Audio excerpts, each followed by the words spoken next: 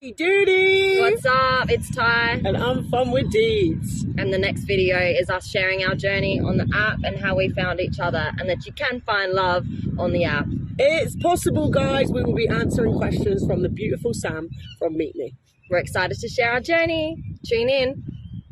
I got it in January 2020 during the lockdown, and it was just basically so that I had another way to reach out to people and communicate and just feel social while everyone was sort of withdrawn and in their homes. And I was enjoying it because it helped me to feel like, you know, that I had actually some human connection and stuff during that time. Yeah, November 2020, I think it was like around the 13th. And I just went into it and I was like, oh, what's this? You know, like many people do.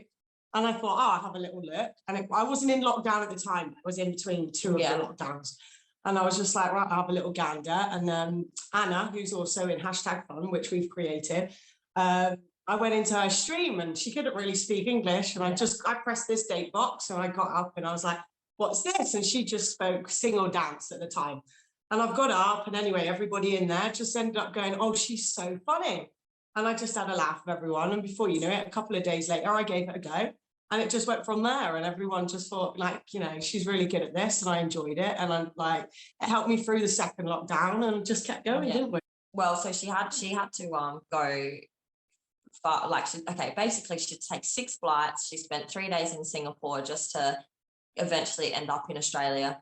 And it was just funny the way that it worked out, because I was very nervous about things at first, but then I felt excited the closer that she was getting, because I was like, okay, this is finally happening. I felt very ready. Yeah, I was very ready. And then it was really only until the last 15 minutes before I was going to end up at the airport and I was going to actually physically see her that I had butterflies. So I'd been just nothing but excited up until then. And I was like, oh my God, now I have butterflies. But yeah, we wanted to be able to capture the moment as well. So I had my cousin meet at the airport as well, and to film us meeting. So we have footage of that, which is really cool. And I landed early. Yeah, she landed a little bit early. So I was like, oh no. And she managed to get her bags and whatnot and wait out the front bit.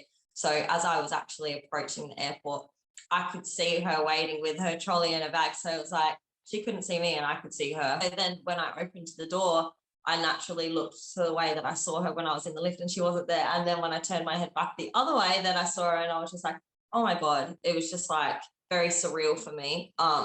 Because we've been dating through a phone for over a year. 13 months, so, just like this. It's so weird, you know? And yeah. So at first it was I was definitely nervous. I was shaking a bit, my heart was racing. And we just had a very long hug, and then we went in the lift, which was now working, to get back up to the car park, and you kissed me then. Yeah, and then I gave her a kiss, and we went up, and we just took 10 minutes to get her stuff in the car, and she's like, everything was going wrong. And my mind, your mind just going blah, blah, doesn't it? Nothing went wrong. It was fine. Yeah, well, not wrong. But no, yeah, it was fine. It was fine, but yeah, I definitely just had a mixture of emotions, but.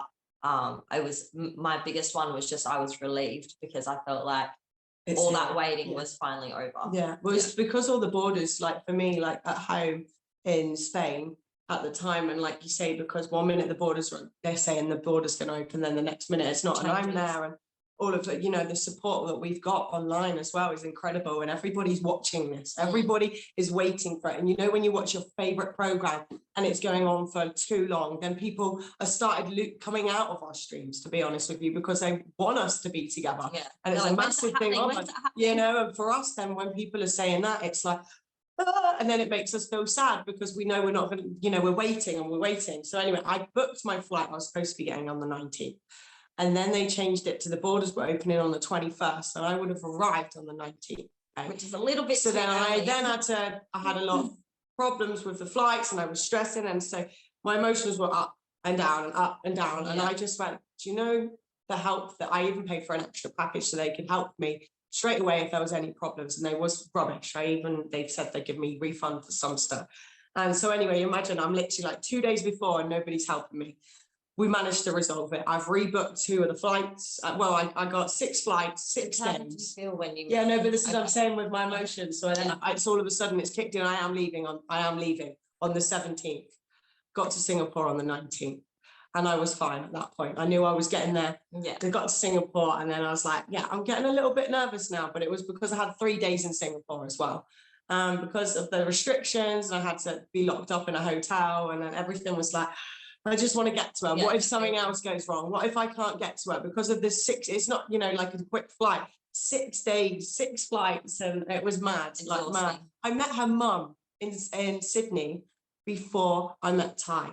So when I got to Sydney and I got into Australia, I was like, as long as I get through here, I know I'm going to be, you know, very excited. From Singapore to Australia. Then it starts kicking in. And as soon as I got to Sydney and I seen her mum, and that was easy. That was fine. You know, like best friends got on. We had a wine in the airport.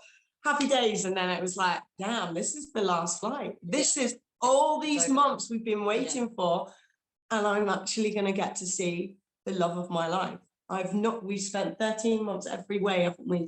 Building. Everything, building every single way. So then when we got together, it was perfect and we could work really well together. And just the second, like I said, when I got there and I came out of gate 13, all of my flights with my lucky number, I was born on that day, big number on our street. I came out of gate 13 in Adelaide.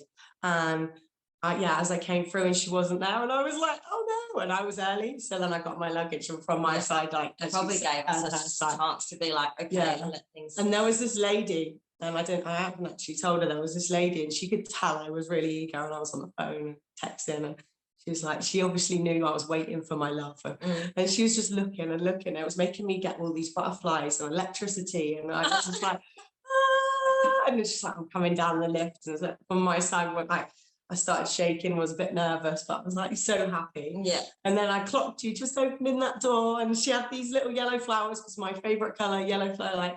And that was it, just to hold her and feel her. And she ran towards me, and it was this magical moment. And I see her cousin, and I was all nervous, like, she's like, oh, I just spotted somebody's filming this.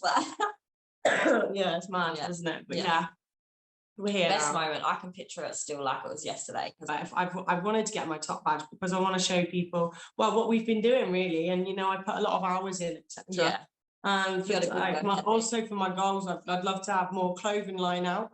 And I would like to open up a gallery in time where I can be a permanent resident here.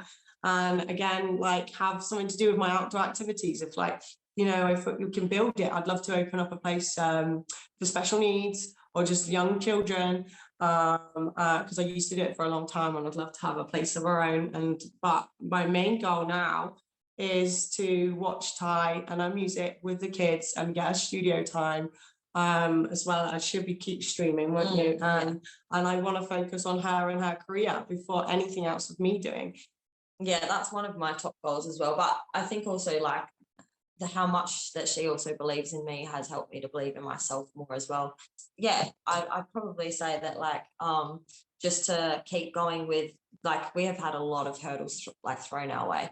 So I think it just keep going with keeping each other strong, because one of us can get really low, the other person feels low too. And then we're trying to jump on stream sometimes, and like, it can be difficult to show up and be there when there's so much going on. But we've noticed that our viewers can see the difference in us. Like, we're glowing and we have a good energy now because that void has been filled. But it is also hard to know that, you know, it's not forever right now, because she is going to have to return to Spain, and we can just make the most of this moment and make memories. But then the ultimate goal is getting ourselves back together again and building and building and building. So it's going to be challenging, but at the same time, we've already seen how much that we can overcome, you know. So I feel like all we have to do is keep going. It's not give up.